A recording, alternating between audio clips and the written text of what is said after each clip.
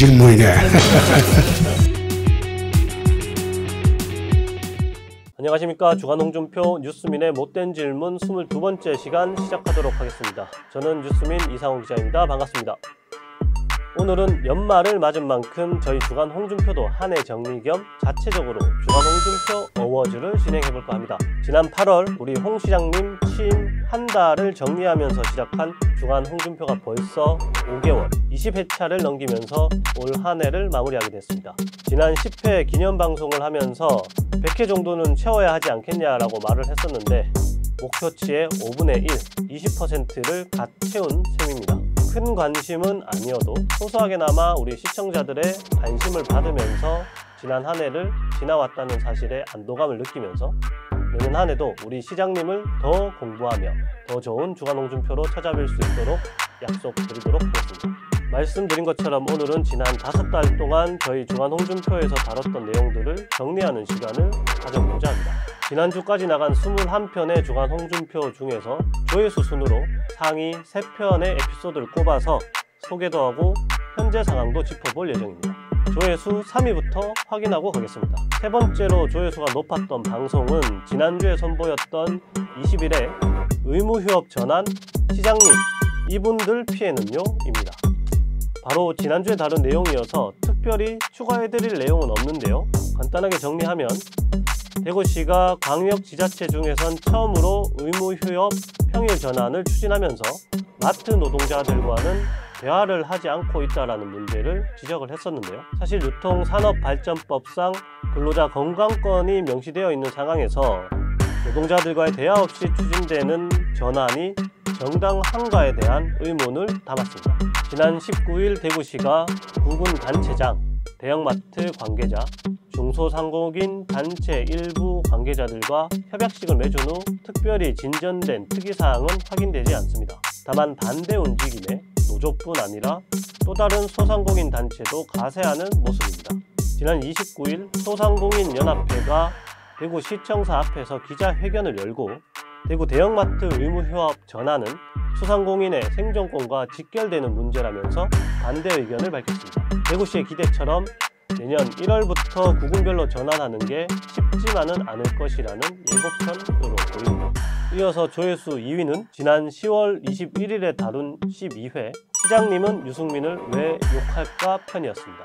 그 무렵 홍 시장이 유승민 전 의원에 대한 비판을 이어가고 있었는데 그 배경이 무엇일지를 추론하는 방송이었습니다. 생각보다 많은 분들이 찾아보셨는데요. 당시 제가 추론한 이유는 탄핵 정국을 거치면서 완전히 갈라선 두 사람의 악연도 영향을 미쳤겠지만 차기 대선을 앞두고 국민의힘 당내 야당으로서의 입지를 굳혀 차기 대권을 바라보던 홍 시장의 입장에서 보면 자신보다 더 강력한 당내 야당으로서의 입지를 굳혀가고 있는 유승민 전 의원이 불편했을 거라고 추론한 바 있습니다. 그러면서 유 전 의원이 당대표라도 되면 홍 시장이 참 갑갑할 것 같다고도 덧붙였었는데요. 유 전 의원은 현재 국민의힘 당대표 여론조사에서 꽤나 높은 지지율을 받으며 1위를 달리고 있습니다. 공식 당대표 출마 선언도 초읽기 단계라고 하죠. 실제로 유 전 의원이 당대표가 될 수 있을지는 알 수가 없습니다. 100% 당심으로 뽑는 것으로 룰을 바꾸고 결선 투표제까지 도입하면서 첩첩상중이라는 사실은 부인할 수 없을 것 같습니다. 하지만 윤석열 대통령까지 나서 이른바 유승민 당대표 방지룰을 만들면서 유 전 의원은 확고한 반윤, 비윤의 구심점이 되어가는 모습입니다. 이대로 유 전 의원이 비윤, 반윤의 기수가 된다면 윤핵관도 아니고 확고하게 비윤이나 반윤도 아닌 홍준표 시장은 대권으로 가는 제3의 길을 모색해야 할 텐데요. 그 길이 무엇이 될지 개인적으로 너무 궁금합니다. 끝으로 대망의 1위는 지난 9월에 다뤘던 6회 빠르고 단호하게라는데 독재라니 입니다. 지난 9월 대구시 간부회의에서 홍준표 시장은 기득권 카르텔에 휘둘려서 도시발전 계획을 저해하는 그런 짓을 하면 안 돼. 내가 결정하고 내가 책임질 테니까 여러분들한테 책임 안 돌릴 테니까 안심하라 라고 하면서 복잡한 문제일수록 빠르고 단호하게 대처하라고 말했는데요. 기득권 카르텔 빠르고 단호하게는 홍준표 시장의 지난 6개월을 함축할 수 있는 키워드이기도 합니다. 그 발언과 맞물려 대구시가 추진한 신청사 추진 정책의 변화, 그리고 그에 따른 대구시의회 의장의 발언 등을 묶어서 전해드렸던 방송인데요. 우리 홍 시장님은 빠르고 단호하게 6개월을 달려왔습니다. 그 결과 여러 성과를 냈다고 대내외에서 평가를 받기도 합니다.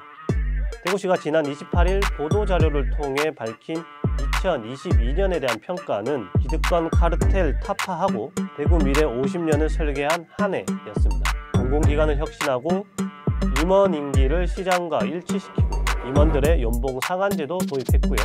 임기 내 1조 5천억 원의 채무를 갚기 위해 올해 6개월 사이 2천억 원의 채무를 상환하기도 했습니다. 6개월 만에 내보인 성과 맞습니다. 하지만 그 과정에서 장군식 추진이 갈등을 만들어 쌓아 올리고 있는 것도 사실입니다. 당장 눈여겨볼 갈등은 대구시와 행정안전부 간의 다툼입니다. 한시기구 조직 문제로 행정안전부와 갈등은 쌓여왔고 행안부는 최근 그에 대한 조치로 대구시에 일종의 페널티를 부여했습니다. 행안부가 대구시의 간부 공무원 교육 파견 인원을 줄였고 교부세 산정에 영향을 주는 공무원 기준 인력도 축소해버렸습니다. 우리 시장님은 행안부의 갑질이라고 목소리를 높이고 있는 실정입니다. 일면 대구시의 자치조직권이라는 홍준표 시장의 주장도 일부 타당한 면은 있다는 생각이 듭니다. 그런데 저희가 주간 홍준표를 통해 줄곧 전해드렸던 우려가 이런 거였습니다. 홍 시장의 정책이 타당하고 필요하다고 하더라도 방식에서 오점이 생기면 결과도 좋은 평가를 얻을 수 없다는 것, 느리더라도 대화와 타협을 통해 정책을 만들고 추진하는 것이 궁극적으로는 정책의 힘을 만들어 줄 것이라는 것, 60, 70년대 독재를 떠올리게 하는 방식으론 22세기를 열 수 없다는 것. 주간 홍준표 뉴스민의 못된 질문은 내년에도 같은 이야기를 다른 소재로 전해드릴 것 같습니다. 그 방송을 통해 저희 주간 홍준표가 더 나은 대구시를 만드는데 일조했으면 하는 바람뿐입니다. 이상으로 주간 홍준표 뉴스민의 못된 질문을 마무리하도록 하겠습니다. 새해 복 많이 받으십시오. 올 한 해 주간 홍준표 열심히 하셨는데 지금 드는 느낌이 어떤가요? 이걸 앞으로 78회 더 해야 할 수도 있다는 사실이 그래도 뭐 22회 짧지 않은 시간 해오면서 크고 작은 반응들을 얻었기 때문에 그 반응들의 힘을 얻어서 앞으로 적어도 1년은 주간 홍준표를 더 의미 있는 방송으로 만들어 갈 수 있도록 노력해야 되겠다라고 말을 해야 되겠죠.